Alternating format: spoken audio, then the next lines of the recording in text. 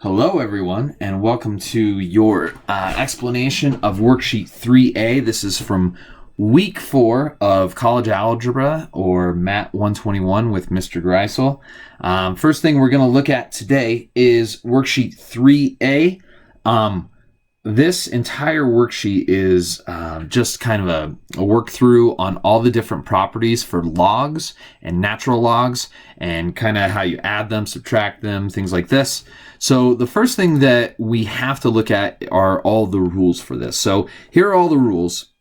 If I were you, I would take a picture of this or have this written down somewhere, because these rules are going to come up a bunch throughout not just this worksheet, but other worksheets. So make sure you have these written down or a picture of this somewhere. So there's these ones, and then there is also this rule right here. The one we're really going to use a lot here is the power rule is going to come up a bunch, and then the change of base rule is like when we plug these into a calculator. We're going to be a lot of times switching the base of a log is difficult. So we use this trick a lot, and I'll talk about it as we get to it, but make sure you have these written down, okay? So first of all, let's look at number 1 on this worksheet. We have natural log of x plus natural log of 2. Well, if you look off of your rules, adding two logs that have the exact same base, and natural logs are basically just log base e, and that's why we call them natural log. And don't forget, e is just like a number. It's a number just like pi. It's an irrational number that goes on and on forever. It's a special relationship, but we don't really need to know much about it in this case. But we have log base e of x plus log base e of 2. If they're being added, it really means they're being subtracted. So we just say a single natural log, and now it's just that x times the 2, or just 2x, and that's done. Okay, next one. Let's look at number 3. So we have log base 5 and log base 5, so that's good. We can do stuff with this. And it's 8, log base 5 of 8 minus log base 5 of t. Well, if they're being subtracted, that really means they're being divided. So we just put 8 divided by t. You can't simplify that, so we call it done. Okay, number 5. This one is that power rule. So if you have any number in front of the log, it becomes the power of whatever you're taking the log of. So I take that -4, and it kind of kicks up to the power of the 2x. So now we have 2x to the -4th power. And remember, if you have anything to a negative power, it's like having it underneath 1. So we call it 1 divided by 2x to the 4th.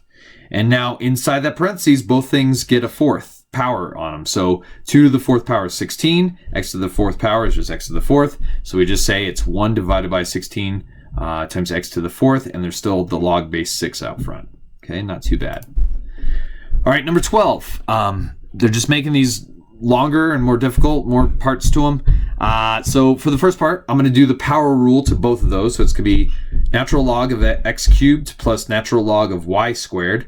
And then the last one is minus natural log of z to the 4th. And that was just the power rule 3 times. Real simple. So now from left to right, I'm going to do the natural log of those two being added. So that's really multiplication. So natural log of x cubed times y squared. So that's all done. And now we're just going to take these two being subtracted. Subtracted really means division. So we say natural log of x cubed times y squared, all divided by z to the 4th. And that is all done. Okay, number 18. Like I said, just more parts to these. So here we go. So inside the parentheses, those two are being added. So we're going to really multiply them. And then there is a power rule with the second one because it has a 2 in front. So that becomes x minus 1 squared. So since those are being added, we multiply them. So inside the parentheses, we end up with the stuff in black here. And now that half out front becomes the power of all that. So remember, raising anything to a half power is the same thing as square rooting it. So we're going to end up with the natural log of the square root of x plus 1 times x minus 1 squared. So that all that's in parentheses. And then the thing on the outside, we do the power rule to that. That's all in red here. So we get the natural log of x cubed. And now, since those are being added, we just multiply everything, and we end up with this big mess. we can't really simplify much because that part's being square rooted and the red part is just the red part. So that's done. That's where I would leave that one. Okay, number 20. We got some power rule stuff. We're going to start with that. So the green part, or the first one, we raise it to the 3/2 power. Well, the 3 is like your exponent, and then the divided by 2, that's like a half. So it's going to be a square root, and whatever's being square root is going to be to the 3rd power. So that's how I broke that up into those two parts. Same thing for over here on the red. It's to the 3/4 power. So it's being cubed, and then it's being 4th rooted. So, and then also if you multiply that 4 times the 3/4, the 4's cancel off, and you're left with just t cubed, or t to the 3rd power. Okay. The reason I couldn't do that in green, multiply that 2 times that divided by 2 on the outside, is because I have that 5 in there that's also being square rooted and cubed. So, and it's in parentheses. So the first set of parentheses, the green one, I cube everything in there. I get 125 times t to the 6. Everything's being square rooted. And over on the right, everything is just done already. It's natural log of t cubed. Since these are being subtracted, I put square root of 125, t to the 6, all divided by t cubed, and I'm done. A single log. Okay, so that is it for this worksheet. Like I said, this is kind of a exploration and just practice with using all these log rules. If you get stuck, I guarantee just look at this, the rules, and you'll find something that is helpful in there. But a lot of it is just adding and subtracting and then changing that to multiplication and division.